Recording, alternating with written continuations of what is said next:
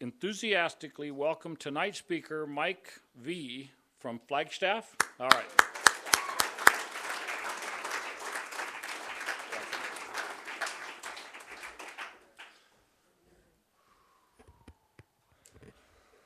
Yeah. My name is Michael. I'm an alcoholic. I'm grateful to be here. I'm grateful to be sober. My sobriety date is 12/13/07.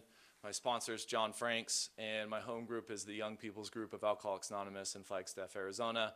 We meet on Sunday, and those three things help me belong in Alcoholics Anonymous. I used to go to a bar called Porky's up in Flagstaff, and Porky's was just like a dive POS kind of bar. I was asked not to swear, so I'm going to do my absolute best, okay? And it's just such a dive bar. And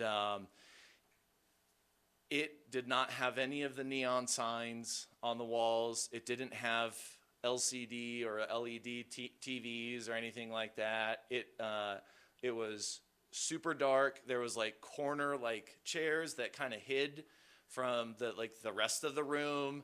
It smelled like bleach and a urinal cake inside of it. And I clearly remember taking a shot of Black Velvet because I'm classy, and I projectile vomited immediately onto the barroom floor, and the bartender's like, "Get out of here." And I was like, "I'll see you tomorrow." And I went there the next day. So anyways, I felt I belonged there because they knew who I was. I showed up every day, and I put time and effort into my drinking. And I felt welcome there, even though nobody wanted me there, you know? And so when I came to Alcoholics Anonymous, those three things, unbeknownst to me when I was new, helped me belong in Alcoholics Anonymous. And if you're still thinking that you have moves, and you're still thinking that there's a drink and a drug waiting out there for you with your name on it, I support you in leaving and going and getting after it. And then when you're ready, come back in, you know. I was 21 when I sobered up for the first time, and I didn't do the behaviors of Alcoholics Anonymous, and it cost me a great deal over a very short time. And I came back when I was 23, and I've been deeply involved ever since because I'm terrified of what the next drink or drug will do to my life, because it did plenty over 10 years. So anyways, I don't typically start off like that one. Don't know where that came from. I don't have a typical pitch. I don't remember. I just kind of get up here and roll with what I got. Congratulations to, hold on, there was Max. Heck yeah. Congratulations on, was it 3 years? 4 years. Congratulations. I didn't mean to shortchange you. There was another Aussie with 3 years, was it?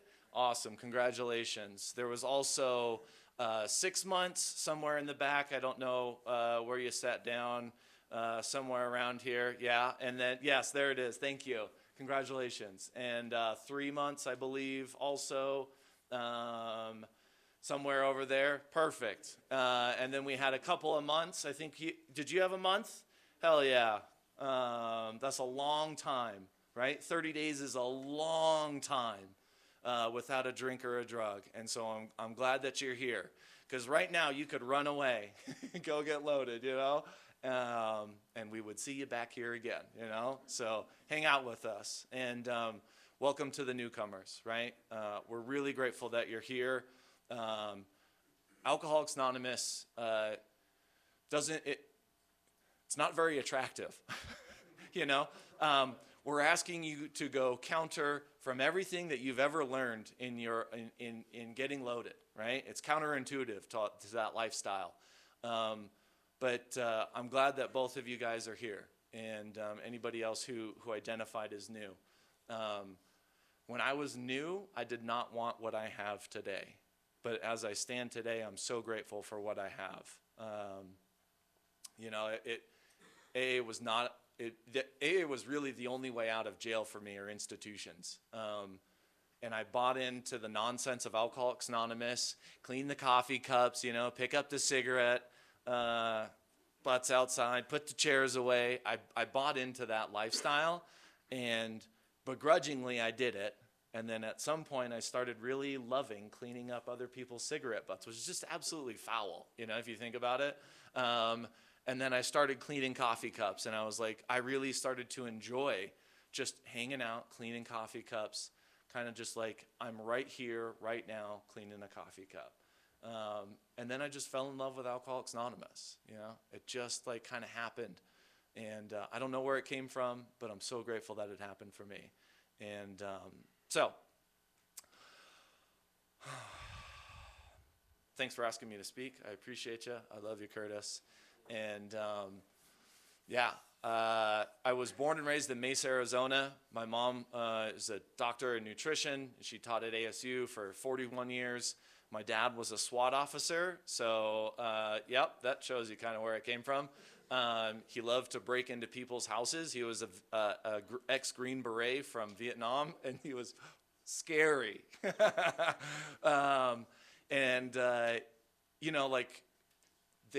Both grandparents were around. We did Thanksgiving dinners. We did Christmases. We did vacations. We had plenty, and I never needed for anything. We had family dinners on Sunday with like grandparents sometimes, and the turkey at Thanksgiving never flew to the other side of the room. The tree at Christmas never fell, nor was it projected through a window. There was rarely any booze in my house. I don't remember my dad drinking at all. He enjoyed drinking, but not like in the home. I just don't recall it. I was 7 years old, and my dad had a massive heart attack. He was dressed in his Mesa police officer uniform. He bent down to tie his shoe, and he had a massive heart attack, and he was dead within minutes. And so I'm 7 years old, and I'm watching that, and things changed immediately from there. That's the part about not knowing what your story is, because like shit like that just hits you, and I'm grateful for that. I used to not like that, but I'm grateful that I can feel a plethora of emotions today. That's how it started. That was a major memory early on, and I remember distinctly kind of just moving away from people after that happened. I just kind of isolated. I was like the kid who was putting the puzzle together in the corner of the room. I was the kid who was just kind of alone doing his own thing. That's kind of who I was. And I was just a weird kid, whatever. I didn't hang out with a lot of people. There was a couple of people that I did hang out with. We'd ride BMX bikes and get into trouble and light fires and do like ridiculous things like that. But really, it was pretty low-key until 13 years old when I tried my first outside issue. It was very difficult to get alcohol, at 13.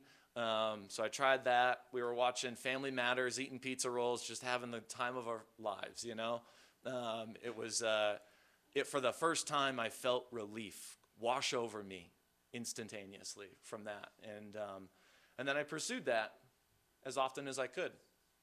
And really, it wasn't available all that often, but we got my hands on it. I got my hands on it, and then eventually I found booze. And the first time I kind of started messing with booze is there was a New Year's party, and they had jungle juice, and so it was like all the fruit was saturated with Everclear, and they gave us, like the adults gave us a cup of that, and it like burned on the way down, and I was like, all right, that's pretty cool. I felt a little tingly.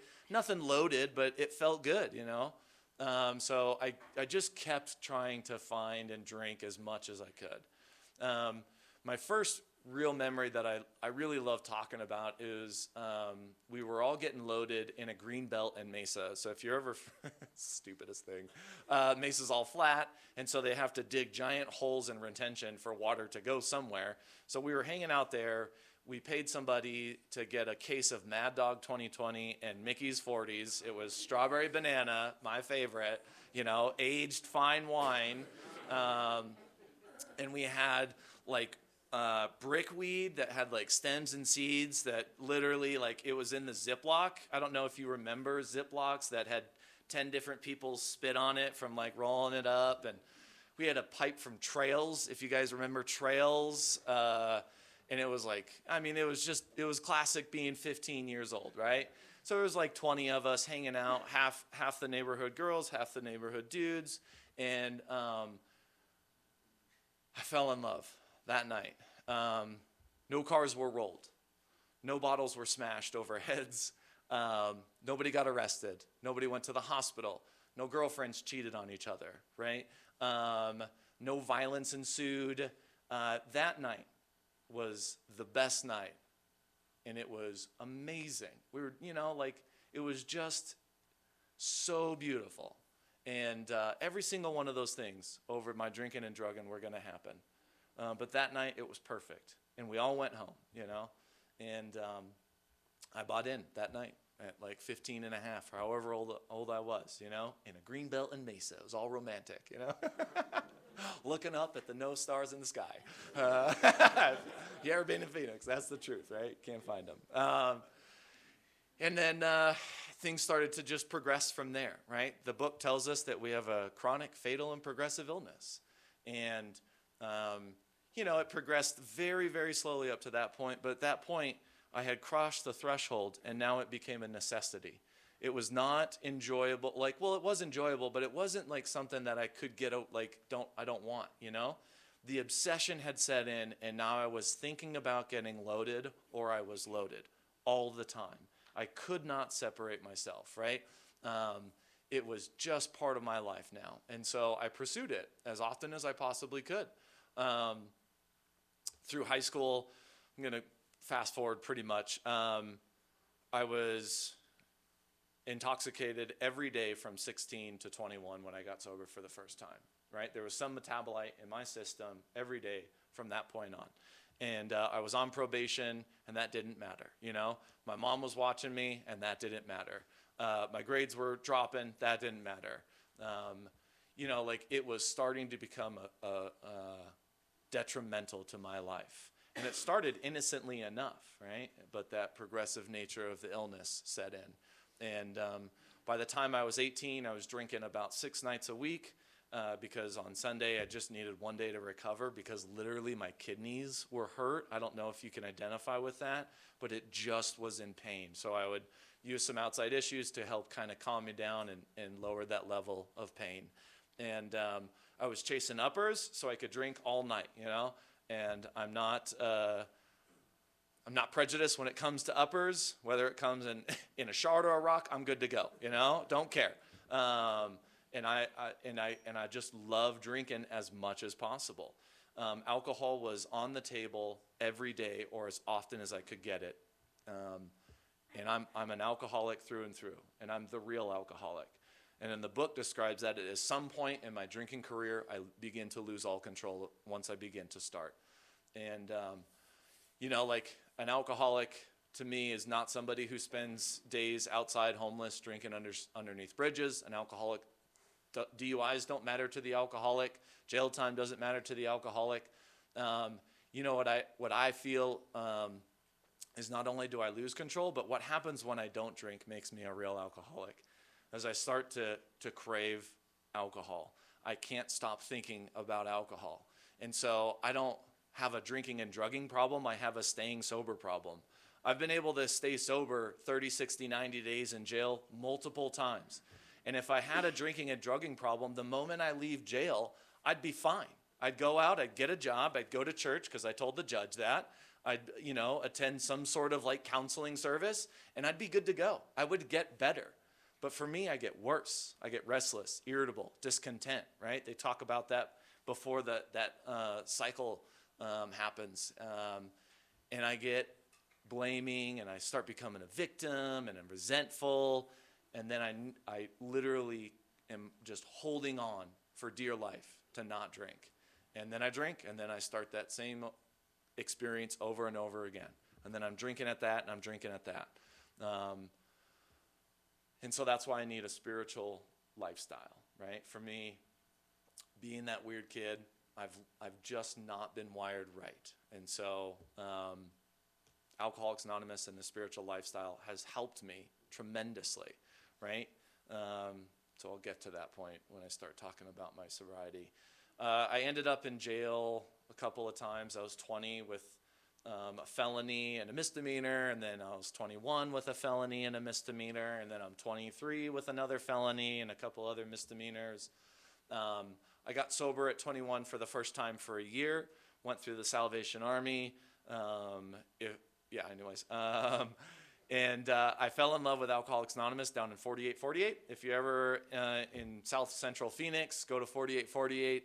It's a fantastic Alano Club meeting hall. I don't even know if it still exists, to tell you the truth, but there was a men's meeting, and like the entire back of the wall was covered in coffee cups, and they had a giant coffee urn, and they had smoking indoors was still at that point, so they had like this non-smoking table, and then there was like the smokers area, right? And there was a couple of fans, and the fans didn't even have blades on them. They just were circular, and you just watched like smoke just kind of move about the room mysteriously, you know?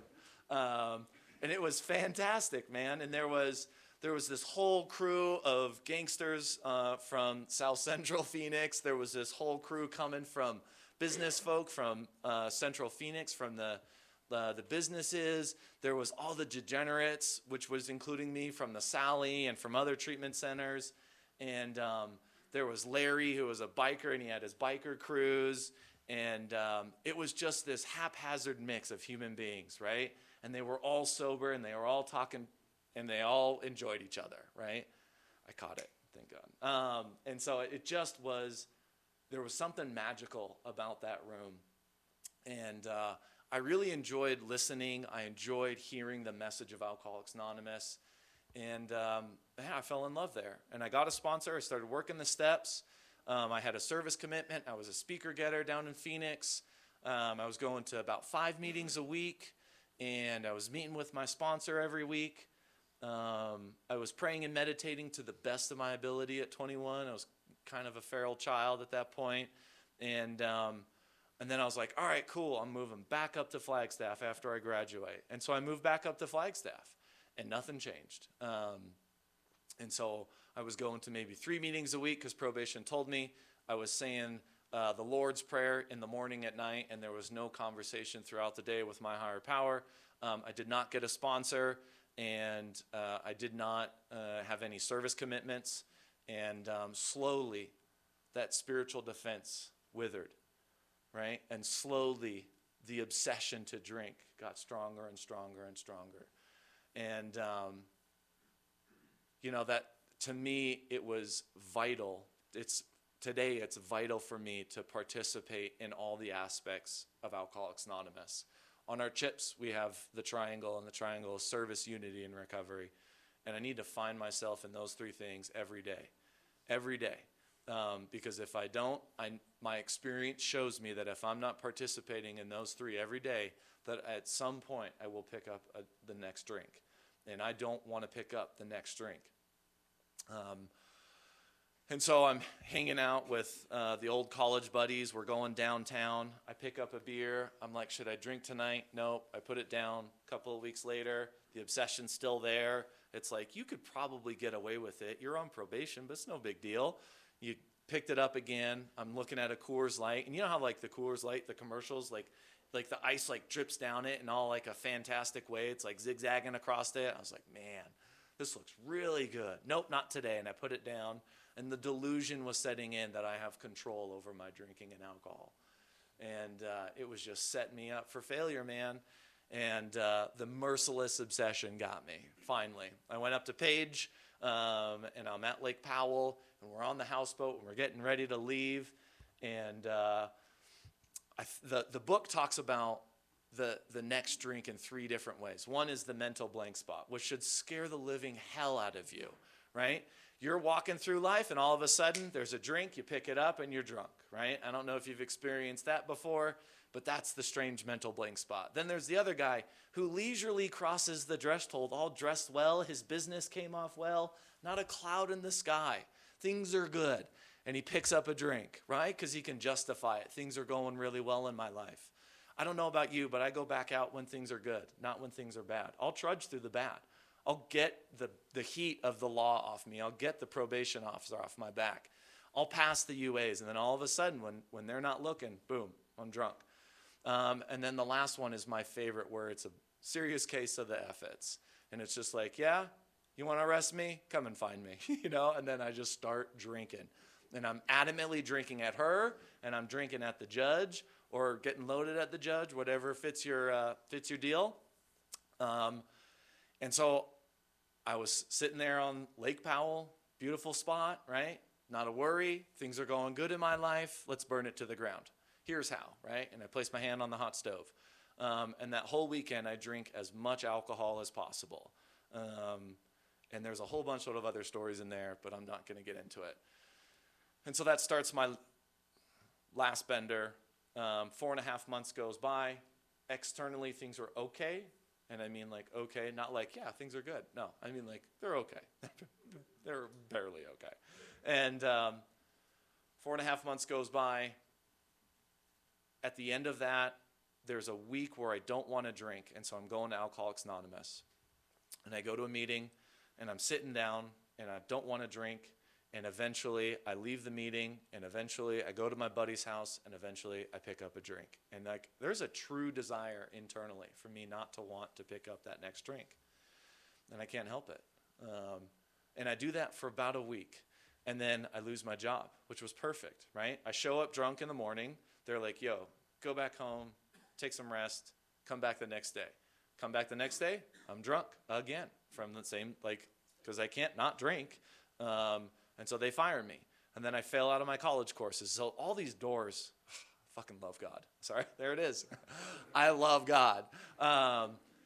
He, it, she, whatever, closed the doors to everything else that I was looking at, so that there was only one door open when I got out, you know? And that door was Alcoholics Anonymous. There was no self-respecting woman who would even come close to me, because I was such a mess. I was such a mess. And I'm grateful that I was a mess, because I don't know if you've been in jail and you're like hanging out and you've got a girl and you've got some things going on. It will consume you, you know? And like, I had nothing. I was like, let's just play some spades all day long, you know? You know? There's a whole bunch of us who get along. So I, I'm grateful that the higher power was closing these doors, because I had nothing left, you know? There was nowhere for me to turn, nobody to beg, nobody to justify moving back to an old lifestyle.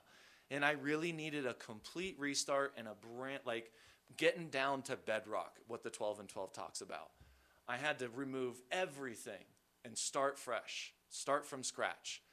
And AA helped me build that. I didn't build it.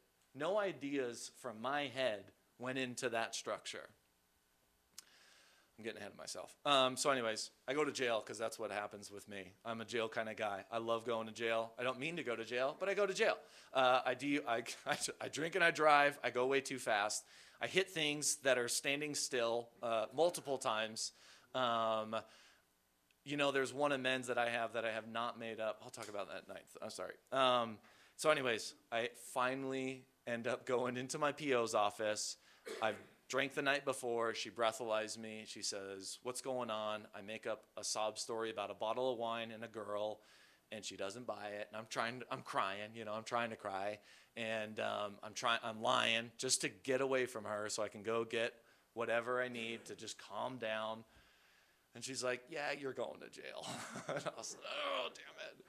So what does every bad man do? Calls his mommy. So I go and I talk to my mom, and I sit in the front office for 25 minutes. And it was a long 25 minutes.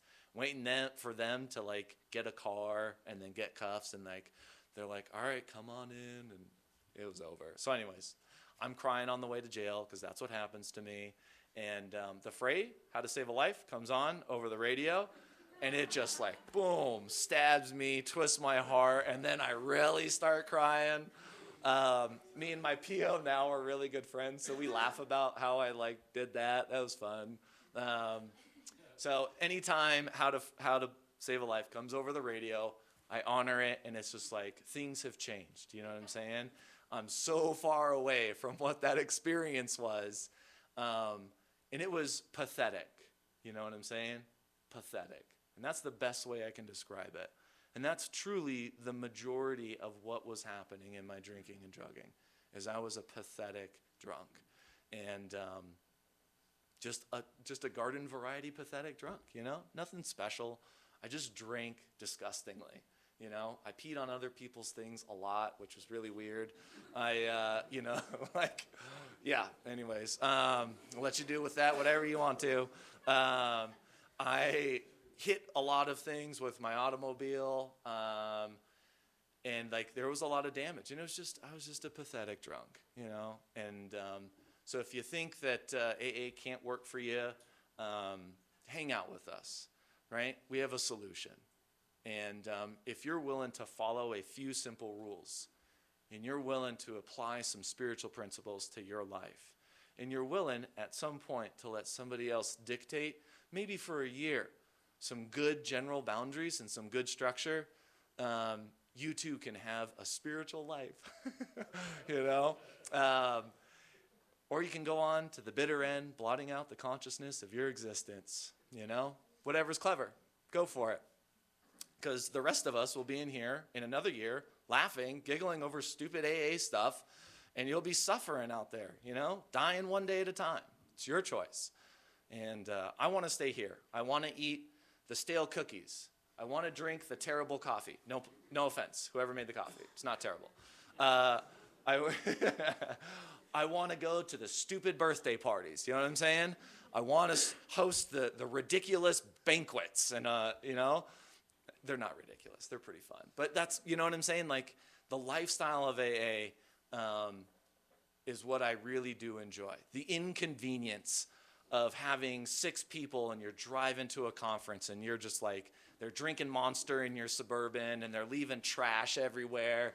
And you're like, these son of a, I'm going to light them up when I get there. And then you get to the conference, you're like, all right, let's go party, you know? You forget all of it. Hell yeah, AA has done work inside of me without my permission, and I really appreciate it. So I'm in jail, and I get a sponsor, and we start going. We just start working the steps, you know? So I meet with my sponsor. I start reading the book, I'm in a 2-person cell. If anybody's spent time in jail, there's a bigger room, and then a smaller room, and then a really small room. And I was in a really small room. And there was this little metal table, and he was like, hey, why don't you start writing your 4-step out? And I was like, desperate. So I started writing it out, and I was like, going for it. No. It's their fault. You know, it's my bartender's fault and everybody else's fault other than mine. And I knew his trick. I knew what he was going to do. He was going to say, what's your mistakes? What's your part in this, you know? So, but I was desperate for something else. And so I wrote it out. And eventually I'm standing in front of a judge, and the judge gave me one more chance. I was on my 3rd probation revocation. I had multiple felonies, multiple misdemeanors. And he was like, I don't know why I'm doing this, but good luck, you know? Here's your last little bit. And if you don't do well, we're not talking like we're going to do 1.5. You're going to go and you're going to serve all your time, 4 to 7 years. And I was like, cool, let's do it. And so I got out, went to a sober living house, and my life changed drastically from there. I was immediately put into a program of action as best as I could. The house prayed and meditated every morning, except for Sundays. We would find ourselves being of service at roundups. We would go to meetings every day. That was mandatory. And it was easy, right? I was hitting like 8 meetings. I was hitting 7 meetings for 5 years. I did 8 meetings for my first year of sobriety. And for an alcoholic like me, I don't not have time to go to a meeting. And so if you're within your first 5 years and you're balking at like 3 or 4 meetings, man, it's just like, dude, you want to go back to that old lifestyle? Well, you're welcome to go back to it. Dig in. Let Alcoholics Anonymous be a huge inconvenience in your life. You're going to get all the cool stuff. You're going to get the car. You're going to get the house. You're going to get the boy or the girl or whatever. You're going to get all these cool things, an education, a career. Just let Alcoholics Anonymous drive the bus for a long time, right? I was drinking and drugging for 10 years, right? 5 years of letting Alcoholics Anonymous take the wheel for like that, right? The higher power, obviously, but just let it be in control and let it do the dictating. Say yes to service commitments. Good for you guys who are getting your new service commitments. Awesome. It sets the tempo. And I really did enjoy being immersed in Alcoholics Anonymous. Like that was it was pretty extreme, I'll say that, but nothing bad has come from that immersion in Alcoholics Anonymous. It's all been a huge blessing. And yeah, I'm just so grateful that my sponsor showed me and he didn't tell me.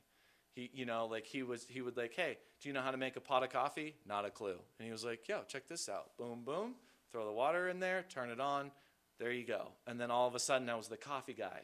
And then I'd like push people away so I could be the fucking best coffee guy out there, you know? I'll pour your cup. There you go, sir. Yeah, there you go, man. Have a great night. Have a great meeting, you know? And then I was the sugar daddy is what we call it now, just getting cookies, you know?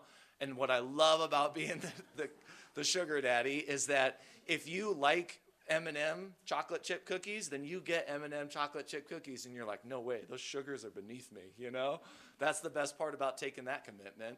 I was chairing, I was being a speaker getter, just all sorts of good stuff. And my sponsor slowly took me through the steps of Alcoholics Anonymous. And he, like, brought in service into all of it, you know? I eventually tell the truth, and I get clean with that 5th step. I get absolutely clean. I held on to one secret for 1 week, and then I vomited it out because every meeting I went to for that whole week was like, yeah, you're hiding something. We know it. You're hiding something. We got you. You know, like when an old timer looks through you and you're like, man, they got me. They're very disappointed in me, you know, whatever the script is. I knew he knew. He was like, man, I didn't know. I just asked you a couple of times. Did you sure you got everything out? You know, so I got everything out. I did the best at 6 and 7 I could. Right, 6 and 7 I think it's a long-term deal. It's a long process of spiritual awakening. And 8 and 9 I got busy. There was one amends that I was terrified of making. I caused a lot of havoc and damage on my neighborhood. I would take sons out of their home. I'd intoxicate them to high amounts, and then I would deposit them back in their family system. And I was an instigator, and she hated me, and she had right to hate me. And so I'm hanging out, and I get this intuitive thought, right? And I knock on her door, and I'm just afraid, and she was like, who are you? Because I had a beard, and she'd never seen me with a beard. And I was like, Michael Vaughn. And I was like, hey, do you have a minute? I'd love to hang out and talk with you. And we spent 3 hours talking about how she survived cancer and how I survived alcoholism. And when I left that house, there was an immense weight that was lifted. And so if you think the 5th step is spiritual dope, wait till you get to the 9th step. Wait till you finish your 9th step. If you're work the steps and you still have amends to make, get on them. There's more freedom in finishing your 9th step, paying the money back that you stole, really helping out the community that you probably were harming for a long period of time. Going to do, like, the higher amount the fear, the more freedom that you're going to get from those 9th step amends. 10 step, I suck at an inventory, daily inventory. I'm selfish, self-centered. Typically, I'm not dishonest, but I am driven by fear, self-delusion, self-seeking. I step on the toes of my fellows. And I look at it from a very, I'm pretty hard on myself, I guess you could say. But it's not like I'm out there causing a bunch of damage. But when I sit down and I read that 10-step list where it says when we retire at night, it's there for sure. And then I have a list that I go through. Was I greedy? Was I jealous? Was I, lustful, and 7 deadly sins, that kind of thing. And I just am not good at it. I'm better at 12-step work. I'm better at getting active, going to roundups, being of service. That's just the way that I'm wired. But it you know, like that will come around at some point. I pray and meditate to the best of my ability. The Foundation House taught me how to pray and meditate. So today I still, when I do a prayer meditation session, I'll still read 86 on awakening, right? Let us look at the 24 hours ahead. It's very simple for me. And then I read the St. Francis prayer, page 99, 12 and 12. And then I read a daily reflections. And then I turn on a little guided app for meditation, right? Mindful thought on what I'm going to do today. If I'm going to work, how can I be of service to the people who are incarcerated? That's what that's my jam. I love doing that. And then 12-step work, I'm very passionate about carrying the message to the next still suffering alcoholic. My higher power has taken really good care of me in making sure that I've always had sponsees. I remember I had 2, and I was on my knees, and I really love sponsoring. So I said, hey, God, hook me up with some sponsees, And he gave me 3 IV meth users that are just fucking, they just can't fucking stay still, and shaking, and thanks God, appreciate you, And I had those guys for like 4 years, And over time, I feel that if I'm in the flow of Alcoholics Anonymous, right, there is a part that says a vital sixth sense or a God consciousness. And if I'm sincere about changing something or doing something, that higher power has taken care of me multiple times. Truly has taken care of me. Sometimes it's 2 or 3 or 5 years down the line, right? I don't put the time on it, but I get to experience it. AA is a lot more than just meetings. So if you're just a meeting maker, I support you in getting a sponsor, working the steps, and getting outside and having some fun and sobriety. Meeting makers, I feel, is a half-truth, right? I need much more than a meeting of Alcoholics Anonymous. I've gotten loaded by just going to meetings. And so, I need the steps, I need the prayer and the meditation, I need the service, I need the fellowship and the fun. I go to conventions all the time. We're going to the ACIPA, the young people's in California. We're going to Disneyland first and then partying all weekend, staying up late. And yes, we will be playing spades. And it just seems a part of my life forever. So yeah, if you feel like you're not getting a lot out of Alcoholics Anonymous, I support you in asking somebody who looks like they're lit up from the inside out. If you're hanging out with people that have a little bit more time than you, and they're just happy, and you are so, you hate dart them, you're just like, I hate that guy. Go and ask him what he did. Ask him to be your sponsor, or her to be your sponsor, and do what they do, and see how they got lit up from the inside out. Alcoholics Anonymous is definitely an inside job, right? And yeah, if you've heard nothing else, get a sponsor, work the steps, and enjoy your recovery. I'll stop. Thanks.